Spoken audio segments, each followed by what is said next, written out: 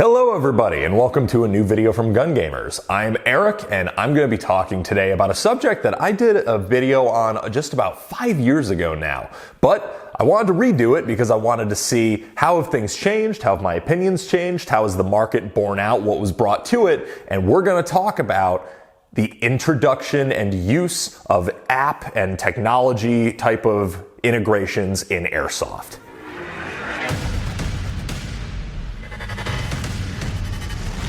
Now, right before we get into today's video, I do want to make a quick plug for Gun Gamers Productions Attrition on February 4th at Zulu 24 Airsoft in New Windsor, New York.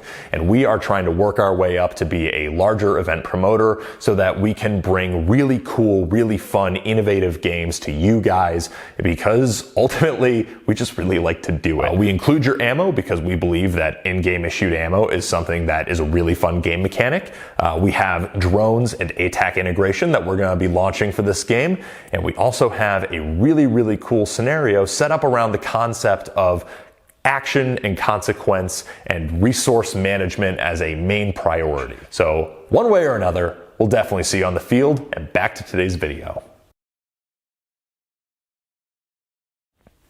Obviously, 5 years ago, the big impetus for this video was that Jet had just announced Desert Fox events, and I was very interested in seeing where that went because I think seeing a lot more of that technological innovation and a lot more things being done with apps and technology in the airsoft industry opens up a lot of possibilities for game design and ways that the game can be played. So I figured I would talk about, how some of my takes have aged and how some of that has gone, how the market has actually used what it's gotten, and now the ways that we can also push forward based on, okay, here's what we've done, now what can we do based on some of the lessons we've learned from that? And I'm very interested to talk about it because, oh man, I've messed around with the Blue Fox tracker. I've used that at a couple of East Coast Desert Fox events games. I've messed around with the Ares Alpha app. That's another one that is used by some promoters. It's more open source. You don't have to pay as much of a licensing fee, I don't think. I haven't used it, but I do see that Grimnir Tactical has their Dragon Force app, which is another Blue Force tracking type of app that integrates with the games. Survive Omega had an app briefly that they're not really using at this point, and we'll talk about why. And then we also have ATAC, which is probably the most popular option right now. It's used across a variety of player groups in a variety of different roles. And one of the biggest integrations of it that we're seeing is with Milsim West integrating ATAC within their cadre chain of command. And actually, we're going to be doing the same thing with Gun Gamers Productions because the guy who runs the ATAC server for Milsim West is a Gun Gamers teammate. And we're like, yeah, we want to do that because that sounds really cool, and we want to be able to turn off ATAC when different objectives are captured and stuff like that. So it's all stuff that you can play around with that you can't do when you don't have that capability. So let's start off by talking about what have the capabilities of these different apps proven to be and what are they good at? Well, number one, especially with ATAC and Blue Fox Tracker, I find your ability to track the locations of your different units and the battle space is very handy. We've used ATAC in the role of a reconnaissance unit at Milsim West, and we were actually able to drop pins onto different locations where, hey, here's where we are. Here's where enemy forces are if the command wanted a pin, if, giving them a grid square didn't work. And we were able to use that to effectively feed information back to our chain of command, and it was another tool in the toolbox. The other nice thing is that even without that active, dropping of pins and intel and stuff like that, you still have the ability to track your units. And especially in ATAC, you can really sort your different units by color. So you can have, hey, this platoon, their leader is green. This platoon, their leader is blue. And, you might have the chain of command on ATAC and not necessarily have everybody within it be on ATAC, but a few key people like platoon leaders, squad leaders, that lets you get a really good point of accountability for where your units are generally, because your leader should be sticking with their guys, and that will give more control of the battle space and better game flow, because when you know where everybody is on a very easy visual medium that can be on your tablet or phone, it's hard not to have some good idea of what's going on. You're not going to be asking, oh, where's this guy? You can just look. The Ares Alpha app also has this. It was a little bit buggy on me when I was using it, but that's coming down to one of the limitations of app and technology-based integration. And right now it is self-service. There are RFID solutions that people are working on that work better without, quite so much cell signal. But one of the big limitations that I found with the Desert Fox events, Blue Fox Tracker, with ATAC, with Ares Alpha, every single app has this problem. It's cell service. You need to have some kind of mesh network, or you need to have some kind of really, really powerful signal. I've seen some people whose phones get signal in places that I can't imagine.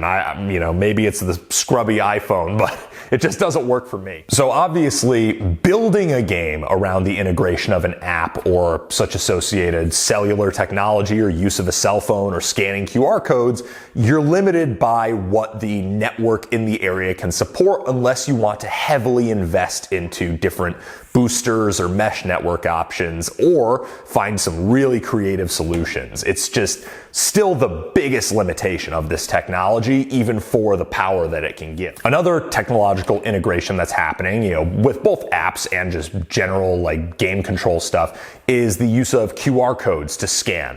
Now, Ares Alpha has it where you can scan a QR code and that will actually give you points in the game. We'll talk about that in a bit. And then you have also where I was at an American Milsim local, and they just had QR codes on different buildings, and if you scanned them, they would bring you to different web pages, and we'll talk about that. And then finally, you had, the Desert Fox events original use of the QR codes was that you would scan the QR code to get into the game, and then you would scan the QR code, and you could be medicked with a QR code. Now, here's the interesting thing about all of these.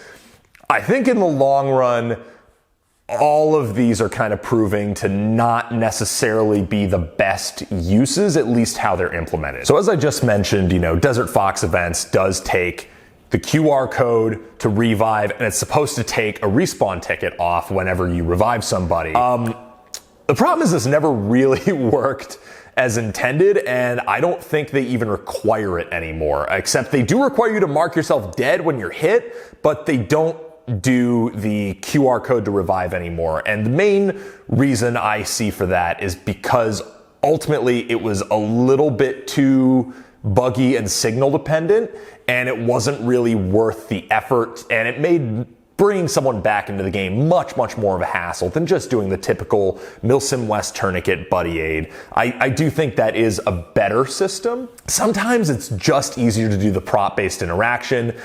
People are more immersed in the game from a physical standpoint than from an app standpoint generally. So that's why a lot of people who go to Desert Fox games still don't carry their phone. They don't really care, if the app says they won or not. They're like, whatever. I just want to go out and shoot stuff. And I think that's because plugging something in on the phone is never going to feel the same as doing it with your hands, and it's never going to feel as immersive and natural. So I think a lot of people are quick to forget about, I have to mark myself dead on the app. People are quick to forget about, I have to be revived on the app. People are quick to default to trying to cheese the system when you've got QR codes. I've been to games where, there have been cards with QR codes and people would just swap them around like candy, and it was kind of metagamey. So it becomes one of those things where sometimes it's better to have that prop-based interaction. I think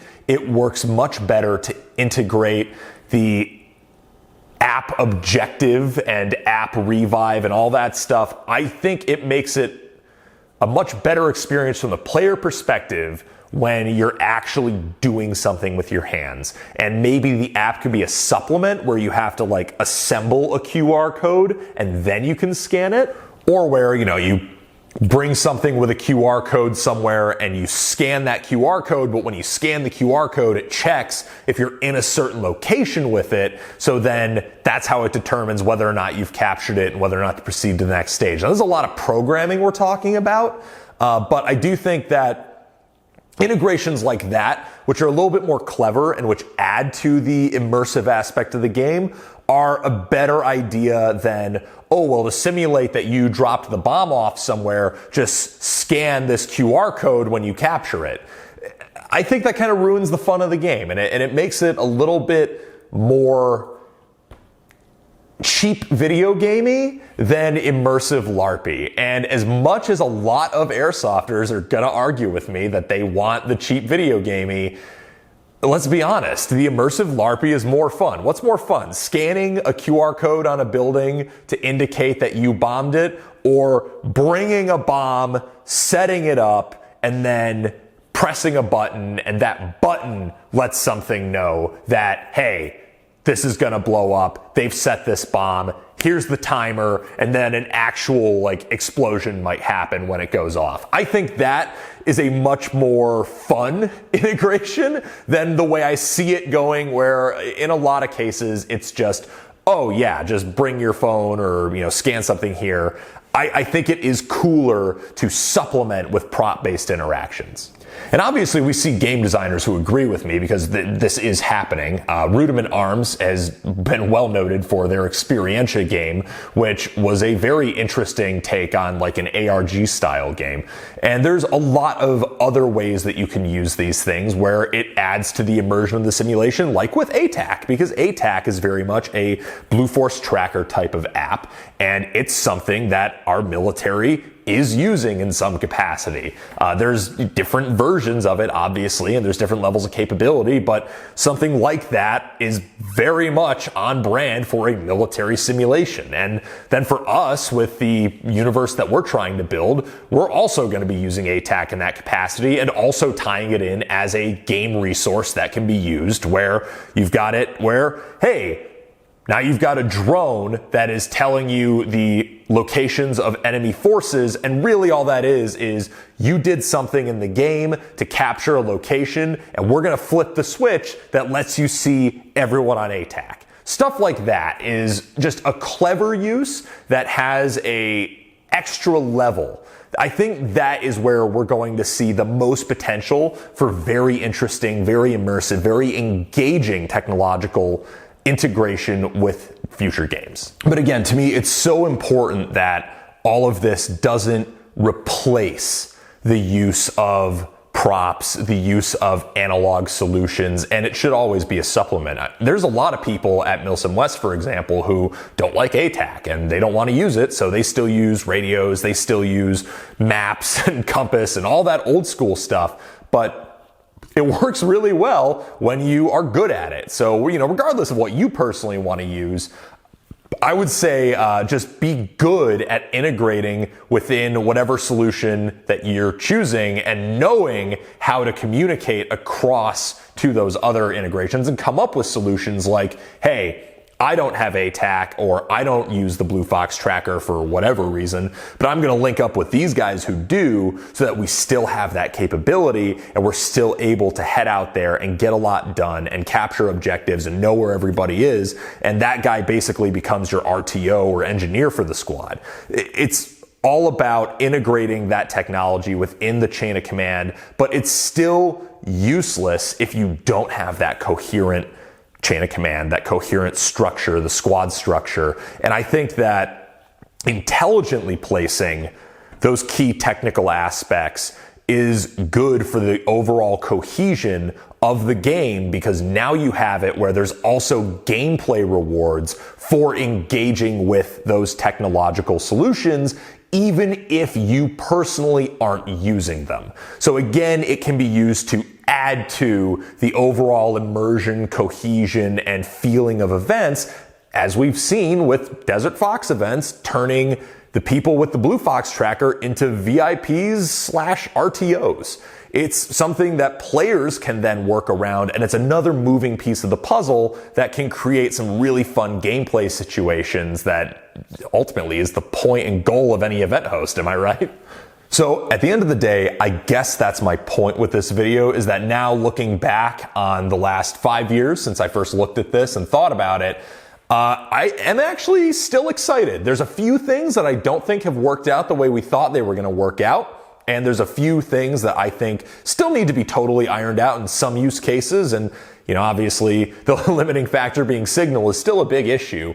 So we're going to have to keep working as an industry to find different AOs that can support it, or different solutions to boost it. But despite those limitations, I do still think there is a really fun future in store for using apps, GPS, and other technological solutions to aid in the experience of creating some really fun, really immersive games. And I'm excited to see where every innovative event host out there, because I'm telling you right now, it has never been a better time to be into Airsoft from a standpoint of event hosts who really care, trying to do cool stuff.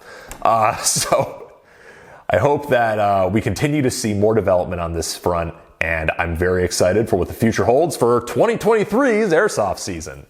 So hopefully I've plugged our own games, hopefully I've plugged some other event hosts that I think are really good, and hopefully you enjoyed this video. Thank you very much for watching this video from Gun Gamers. I hope you enjoyed it as much as I enjoyed making it, and I want to hear your thoughts in the comments down below. Agree, disagree, have totally different ideas from what I say? Put it all down there. I like for the comment section to be a repository of information from a variety of perspectives. It's one of the great things about the internet. We have social media to network the vast knowledge of the human race. Let's use it. So thank you very much again for watching. I've been Eric. Peace. Thank you for watching this video from Gun Gamers. We hope you enjoyed watching it as much as we enjoyed making it. Check the description below if you'd like to buy a t-shirt or a patch, and use the coupon code JUDY10 for 10% off of your next order at Amped Airsoft. Thank you again for watching, and praise Judy.